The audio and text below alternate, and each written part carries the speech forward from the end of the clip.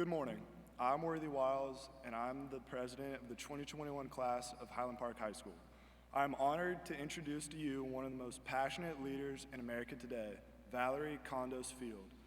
Valerie Condos Field, affectionately known as Miss Val, is the former head coach of the UCLA gymnastics team, a position she held for 29 years.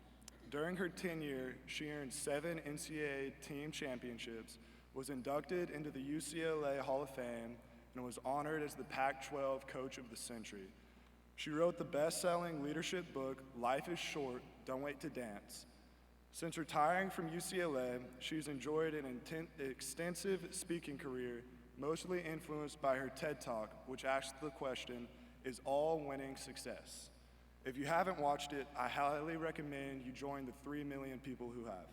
Please join me in welcoming Ms. Val.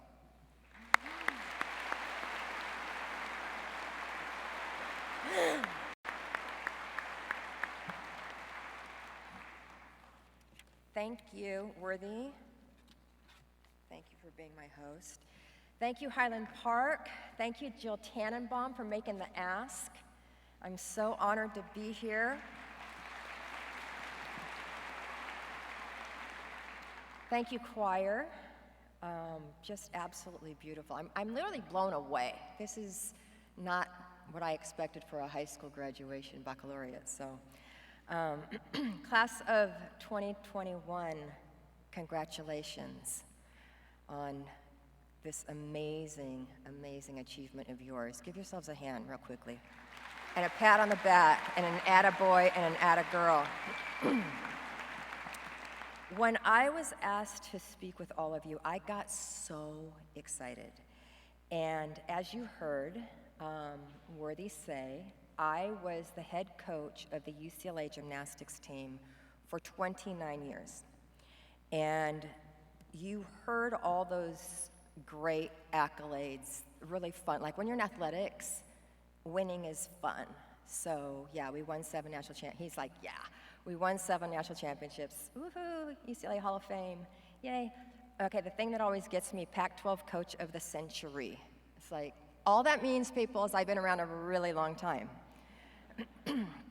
But the most fun fact, ready? The most fun fact, I've never done gymnastics.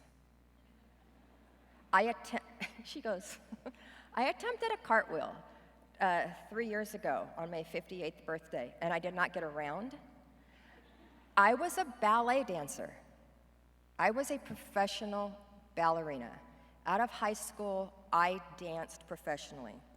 And I'd not gone to college, and I really, really missed learning and being in an academic setting.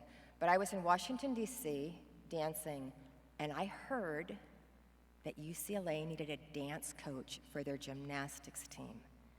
And I heard UCLA, and I heard dance, and I was like, oh, that's me. And like that, I found out who the head coach was. I found out his number. I picked up the phone, told him I had 17 years of classical ballet training, and I made the ask. Okay, lesson number 1 here. My entire career at UCLA would have never, ever happened if I was too afraid to pick up the phone and make the ask. And I remember thinking, as I was doing that, the worst thing he can say is no. Why would I take that personally? He doesn't even know me. So he said to me, this is like really easy to do this, and I'm not gonna do that. He said to me, the head coach said, we don't have a salary for you, but if you've not gone to school, I can give you a full scholarship. I was like, done and done. And so I retired that day, moved from Washington, D.C. to Los Angeles, and that was 1982, and I've been there ever since. First of all, you all are an amazing group of young men and women. You're all actually paying attention and going like this. So thank you very, very much. I appreciate that. Okay, back to me. So I'm in LA, I graduate with a degree in history, and I wanted to go be a journalist. And the athletic director calls me in her office and says, we're gonna be making a change with our head coach, and we want you to be our new head coach.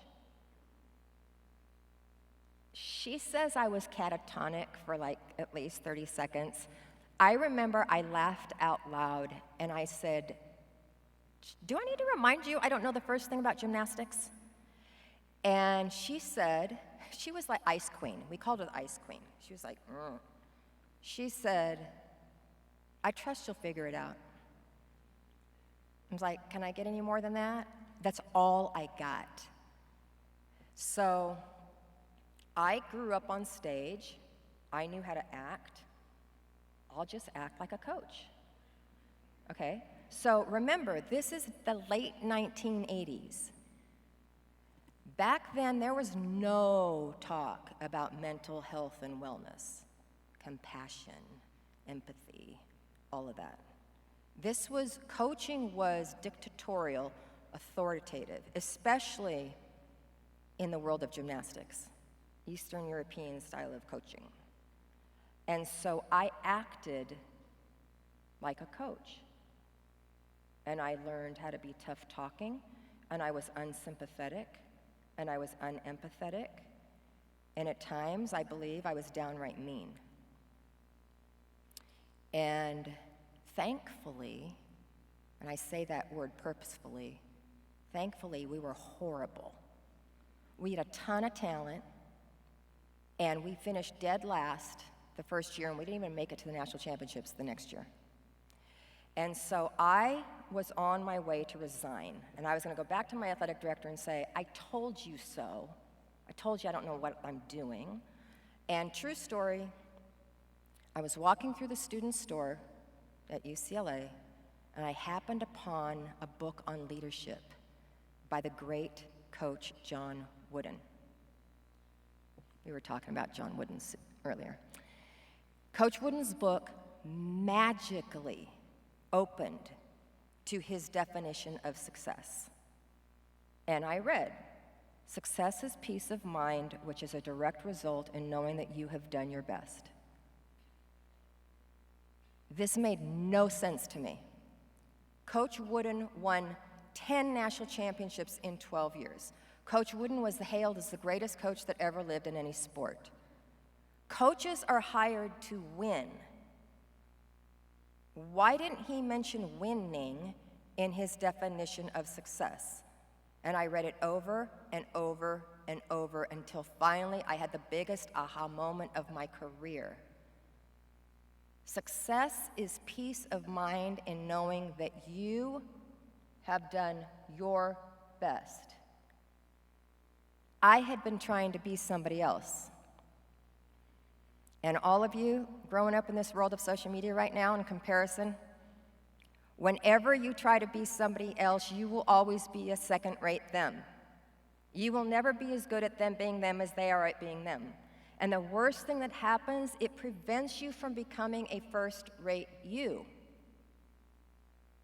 So I didn't resign. And I went back to my office, and I thought they hired me for a reason. What was that? What do I bring to the table? Well, the first thing I had to figure out was, why did I feel my job was important? Why was athletics important? What was my why? Because I grew up in the world of ballet. I grew up on stage. I didn't grow up with this grrr, win at all cost mentality. I didn't grow up with bragging rights. Ha-ha, we beat you. Like, to me, that's all athletics was about.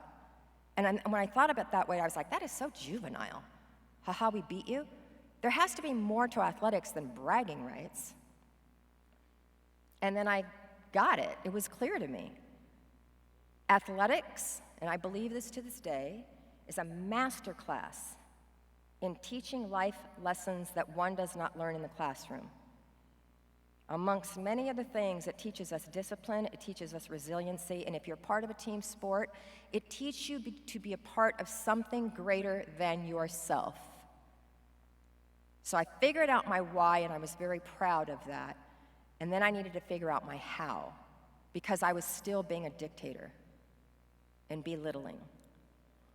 And I looked at my student athletes, and I was like, these are whole human beings that happen to be blessed with talent and strong minds, but they're whole humans.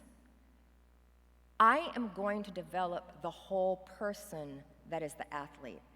I, as the head coach of the UCLA gymnastics team, I'm going to develop champions in life that are going to go out and make the world a better place through athletics.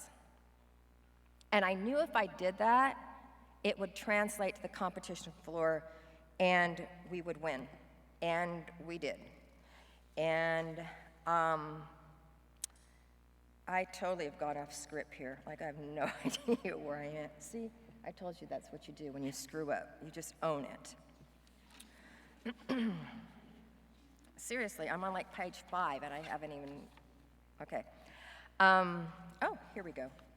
Okay, I just wanted to give you a bit of my background because I think it's really interesting where you're at in your lives. You kind of have your life planned out. You're gonna go to college, you're gonna do this, you're gonna do that, or you're not gonna go to college, you're gonna go into your family business, you're gonna be a social media influencer, yay. I just want you all to remember, did you notice what they laughed at? They didn't laugh, parents, they did not laugh at college, they did not laugh at family business. They perked up when I said social media influencer. I just want you to remember that all of those things are what you do. It's not who you are, okay? Promise you'll remember that.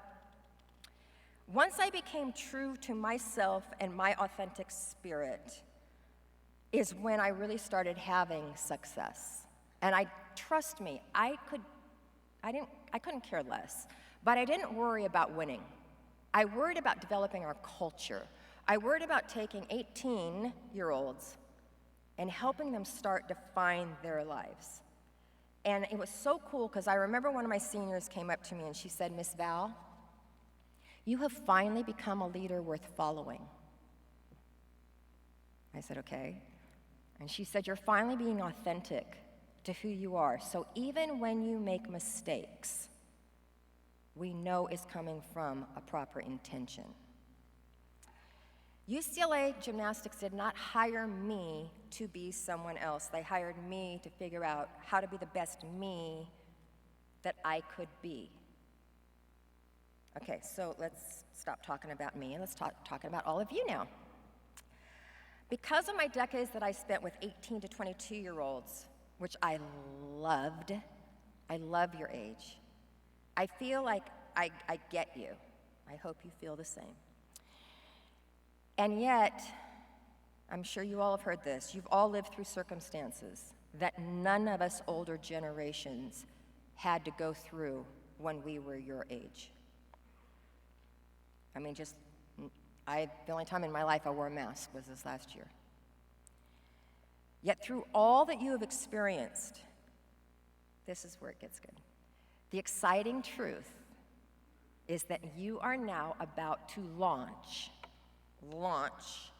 into the most, important, you're gonna launch. I didn't plan on making that many mistakes. She asked me if I was nervous earlier, and I said, no, because when you make mistakes, you endear yourself to people, it's fine. Okay, we're back to you guys, okay? You're launching. You ready?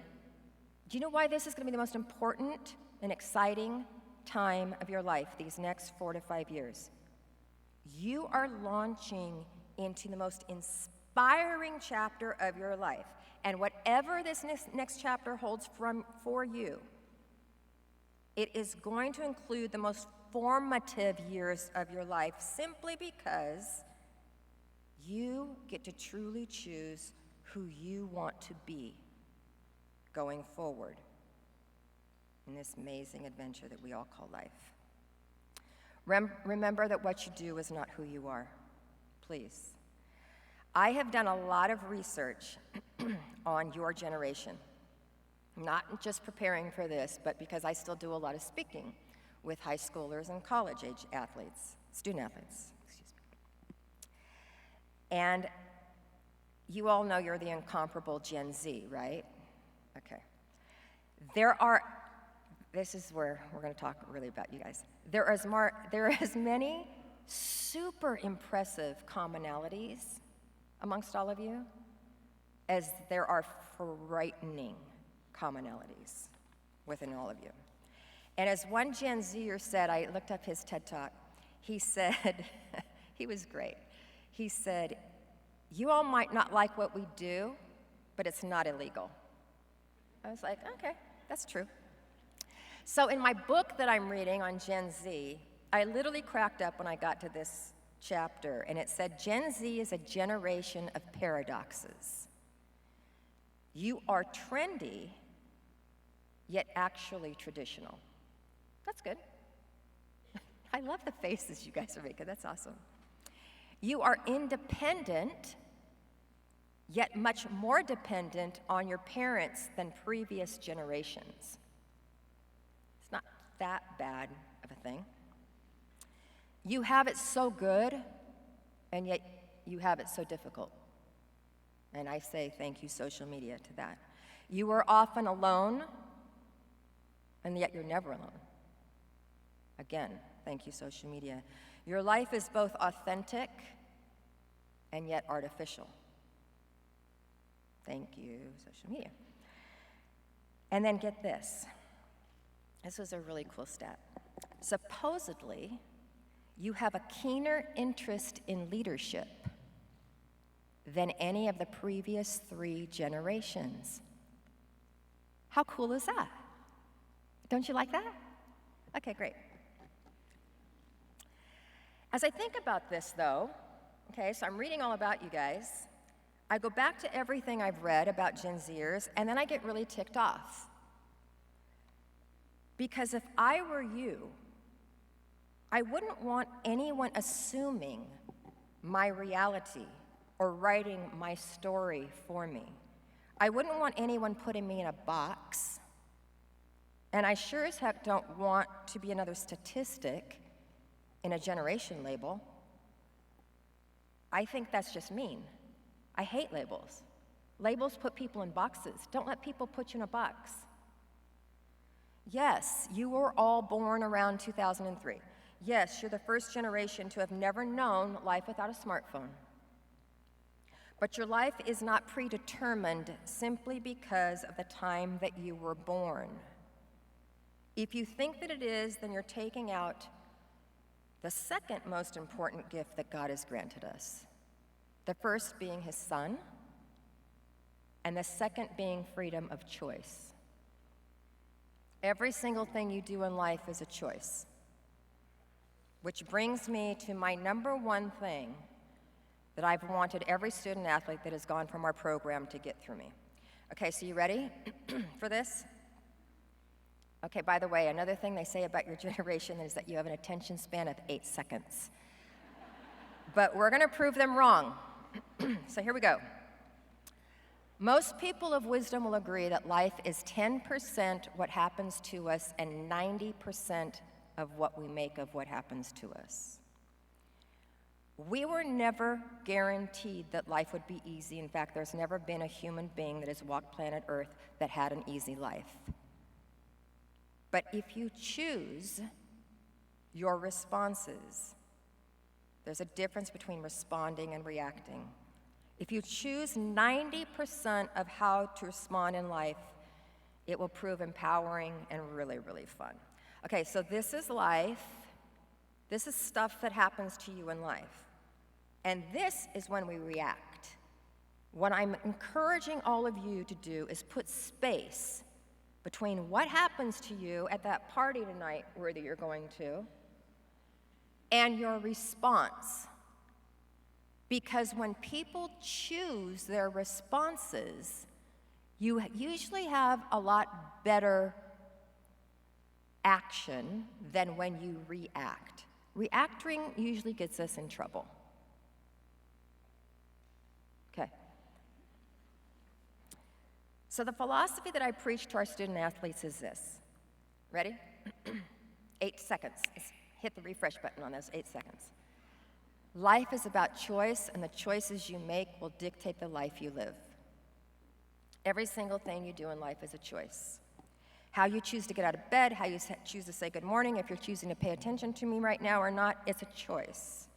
How you choose to respond to people who annoy you or bully you, it is a choice. Every choice you make is gonna have multiple repercussions. Some will last a short while, some will last a little while, some will last a lifetime. This is where it gets good. Okay, every single choice you make starts with your thoughts. Your mind is the most important muscle in your body. And unless you have a mental disability, you are able to choose your thoughts. Which thoughts to feed and which thoughts to starve. On June 9th, 2014, I got a call from my doctor, and it's a call that I'm certain many of you received for yourselves or for a loved one. And she said I had a very aggressive form of breast cancer, and I needed to get in to see her immediately. So all of these very loud thoughts of fear started popping up in my brain. How long do I have to live? It's going to be very painful. How am I going to tell my family? How am I going to tell my friends? Do they even have a treatment for me? This endless cacophony of noise fueled by fear. And when I went to the doctor, she said to me, had you gotten diagnosed merely 10 years ago, we had absolutely nothing for you. But if you choose, I love that word, choose.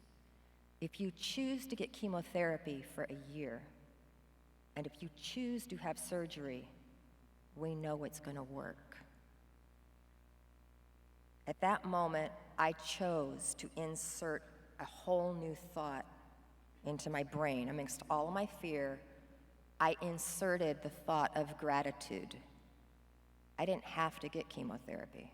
I didn't have to get poison shot through my veins.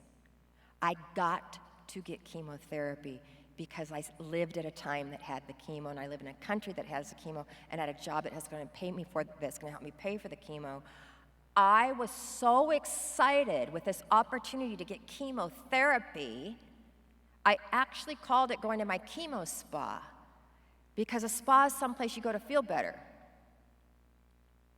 Changing that one word, have to get to, not only changed every single moment of my year with cancer, but it's changed every single moment since then. So I challenge all of you to experiment with the magic that comes from switching the word have to get to. The next time you say, I have to do something in your life. And I'll never forget one day I was in the gym, and one of my student athletes was asking to meet with me the next day, and I said, I can't be in the gym tomorrow. I have to go to a compliance meeting. And she said, no, Miss Val, you get to go to a compliance meeting. I said, true, okay. It takes vulnerability and it takes courage to choose your thoughts, to commit to owning them, and because once you do own your thoughts, it's all on you. Life is on you. So I noticed with our freshmen, it usually took, so you guys are going into a freshman year if you go to college, at your age, it usually took a year and a half to get it. But when they did, when they understood that they could choose which thoughts to feed and which thoughts to starve, they all had the exact same transformation. They stopped being victims in life. They stopped blaming other people for bad things that happened to them. By taking ownership of their thoughts, they took control of their lives. And they literally would tell me, Miss Val, I finally feel what self-love and self-respect feels like, all because I took control of my thoughts and stopped being a victim. It is that empowering, but it does take courage. Courage is taking a step toward your goal without any guarantee of a result. That's why it's so hard. Courage is doing the right thing without knowing what's going to come next. Courage is being that one ray of light in a situation of darkness, because darkness cannot exist where there is even one ray of light. Be that ray of light. Courage is speaking up for what is right, regardless of how the internet is going to judge you, how your friends might mock you, or whether your tribe will follow you. Remember, when you're courageously taking that next step of courage, remember, it's not about them. It's about you. It's your life. Mark Twain said the two most important days in our lives are the day that we were born and the day we figured out why. So, there are about 190 million people that have walked planet Earth, and of those 190 billion people, there's never been another you. And when you're gone, there never will be another you. You're here for a reason. Your unique essence and light has never graced our planet before. I don't know about you, but I think that's pretty awesome. I have found the best way to live my days is to spend time each day unplugged, fueling my inner light. And please, please listen to this. You cannot tap into who you really are and who you were meant to be unless you stop the noise. You can't stop the noise unless you are fully unplugged. And I'm feeling your energy right now. You're getting nervous. I'm not saying you have to unplug forever, just for like a few minutes during the day, okay? Thank you for shaking your heads, yes, I appreciate that. So, I fuel my light with grace and gratitude. Once I fuel my light, I own my light confidently. And here comes the most important part. I then share my light with every single human being that I come in contact with during my day. So here we're going to recap.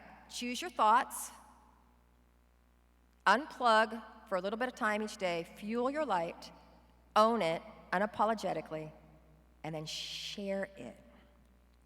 And I know this sounds like a Hallmark card, but it is true. In pursuit of finding your calling, that one thing that's going to ignite you and propel you every single day, it does not take a month once you start fueling your light. It doesn't take a week. It happens instantaneously, that fast.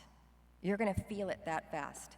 So I would like for all of you to imagine if every single one of you chose to do that today, to just clear your mind, be grateful of the fact that you were born, realize that you're here for a reason, find gratitude in that, and fuel your light. Imagine if all of you did that today. This place would light up. It literally would be palpable in here. And imagine if every single one of you chose to do that habitually every day.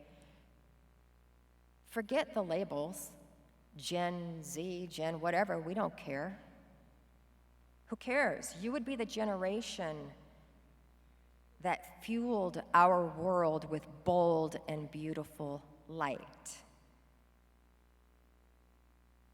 Challenge extended. That's where all you say challenge accepted. Let's try that again. Challenge extended. Thank you. All right. So in conclusion, I have a lot of faith in all of you. You can be the generation that brings our society back into the light. It's not going to happen like poof. It's not going to happen like that. Because if you think that it's going to happen like that, then that's just hope. Hope becomes reality when you choose to be relentless with your choices, when you choose to take the next right step, when you choose courage. Class of 2021, you got this.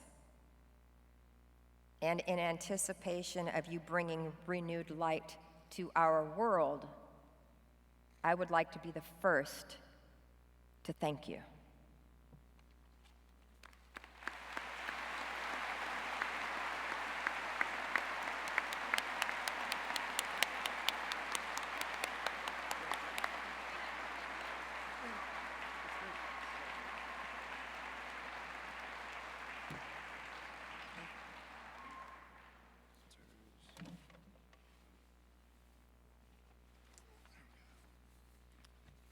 Sorry about that.